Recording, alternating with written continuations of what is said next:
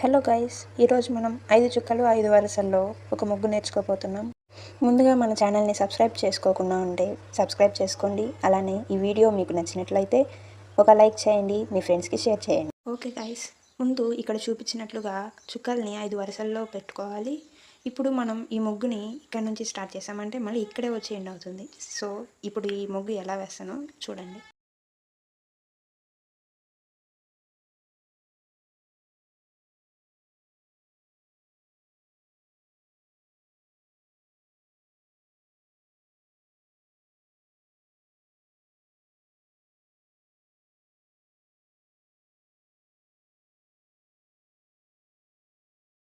చూసారా, ముగ్గు అయితే చాలా చక్కగా అందంగా వచ్చింది. మీరు కూడా ఇంట్లో ఒకసారి ట్రై చేయండి. అలానే మన ఛానల్ని సబ్స్క్రైబ్ చేసి ఒక లైక్ చేయండి.